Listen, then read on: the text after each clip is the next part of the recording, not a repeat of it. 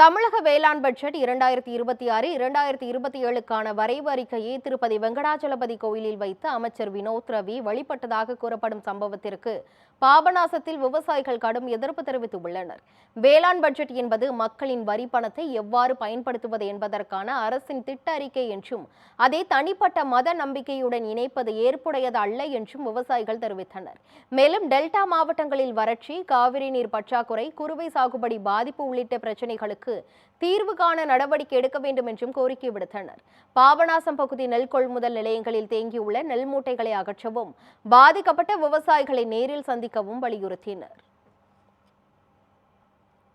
தண்ணீர் இல்லாமல் டெல்டா மாவட்டத்தில் மட்டும் 10 லட்சம் ஏக்கர் விவசாய விளைநிலங்கள் தரிசாக காட்சியளிக்கிறது. தண்ணீர் வருவதற்கான நடவடிக்கையை துரிதப்படுத்த வேண்டும், தண்ணீர் கிடைப்பதற்கான நடவடிக்கையை துரிதப்படுத்த வேண்டும், அனைத்து விவசாய சங்க பிரதிநிதிகளோடு அழைத்து பேச வேண்டும். தொடர்ந்து பல கட்ட போராட்டங்கள் நடத்தி வருகின்றோம். இன்றைக்கு இருக்கக்கூடிய டெல்டா மாவட்டத்தில் இருக்கக்கூடிய வேளாண் மற்றும் உழவர் நலத்துறை அமைச்சர் இதை பற்றி கிஞ்சிற்றும் கவலை கொள்ளாதது வேதனை அளிக்கக்கூடிய விஷயமாக இருக்கிறது. இன்றைக்கு தமிழகம் முழுவதும் ஒத்த குரலோடு இருந்து காவிரி நீரை பெற வேண்டிய இந்த தருணத்தில் ஒத்த குரலை ஏற்படுத்துவதற்கான நடவடிக்கையில் வேளாண் துறை அமைச்சர் ஈடுபட வேண்டும், தமிழக முதல்வரும் ஈடுபட வேண்டும். இன்றைக்கு பல்வேறு விஷயமான வறட்சி பாதிக்கப்பட்டு ஆடு மாடுகள் கால்நடைகளுக்கு கூட தீவனங்கள் கிடைக்காத ஒரு சூழ்நிலை என்பது டெல்டா மாவட்டத்தில் ஏற்படக்கூடிய ஒரு அபாயகரமான சூழ்நிலையில் இன்றைக்கு டெல்டா மாவட்ட விவசாயிகள் வாழ்ந்து கொண்டிருக்கின்றார்கள்.